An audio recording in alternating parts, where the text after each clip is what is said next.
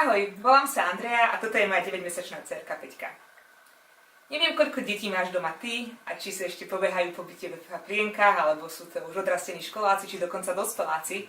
Jedno viem však celkom iste, že im dávaš všetok svoj čas, celé svoje srdiečko, obetuješ sa a naháňaš každý deň. S mnohými maminami som sa rozprávala nedávno a poviem ti, všetky nás trápi jedna vec.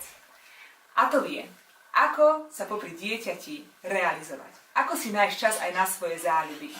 Ako možno pracovať z domu a zarobiť si, doniesť peniaze do rodinného rozpočtu bez toho, aby sme museli ísť na 8 hodín do práce, stresovať sa a hlavne byť ďaleko od našich detí, ktoré nás tak veľmi potrebujú. Poviem ti, ja nad tým rozmýšľam každý deň, pretože nechcem odísť od Peťky. Chcela by som robiť niečo z domu, niečo, čo ma bude baviť, naplňať, niečo, čo ma nebude stresovať a hlavne do čoho môžem neskôr zapojiť aj svoju dcérku. A tak som urobila jednu vec. Sadla som si, zobrala som si pero a papier a začala som spisovať. Začala som spisovať zoznam vecí, ktoré dokážem ja ponúknuť tomuto svetu. A poviem ti, ten zoznam bol celkom dlhý. Napríklad, máme veľmi dobrý foťák a dokázala by som nafotiť krásne fotky aj tvojej rodiny a tvojich detí. Alebo pečiem výborné roll tortičky, kde nepoužívam ani múku, ani cukor a preto sú výborné na detské oslavy, kde ich môžu jesť aj deti. Alebo žila som dlhé roky v zahraničí a preto sa prirodzene rozprávam doma so svojou dcerkou po anglicky, teda ja rozprávam na ňu zatiaľ, a preto by som vedela zobrať ďalšie 2-3 detičky a ponúknuť svoje hodiny angličtiny alebo popri kočikovaní zobrať nejakú mamičku a učiť ju po anglicky.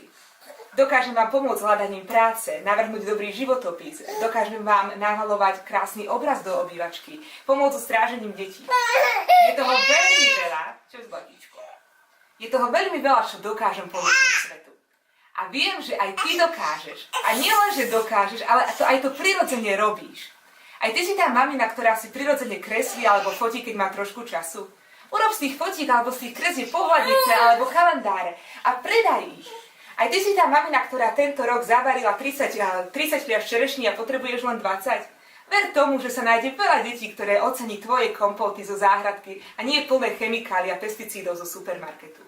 Aj ty si tá mamina, ktorá sa prirodzene rozpráva so svojím dieťaťom po anglicky. Zober ďalšie 2-3 deti od susedov a ponúkni svoje hodiny angličtiny. Každá mamina niečo dokáže. Poznám mamičky, ktoré majú veľmi šikovné ruky a robia rôzne handmade hračky alebo štrikujú alebo háčkujú čiapočky. Poznám maminy, ktoré sú zamerané na krásu a vedia robiť skvelý make-up alebo ostrihať vlasy. Poznám tie, ktoré sú zamerané na zdravie a vedia ti upraviť jedálniček, aby si napríklad schudla po pôrode alebo urobiť dobrú masáž.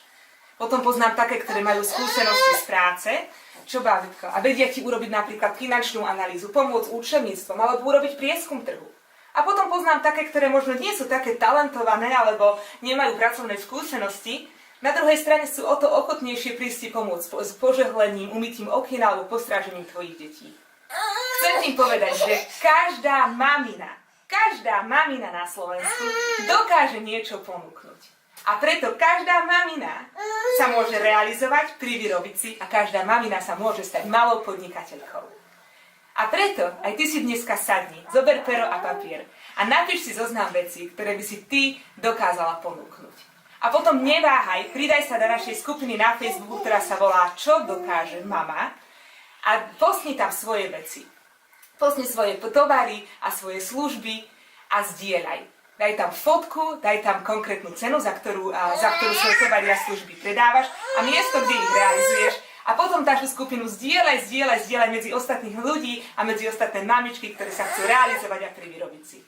A ja urobím všetko preto, aby sa tvoje výrobky a služby dostali ku konečným zákazníkov. A spoločne ukážeme svetu, čo dokáže mama.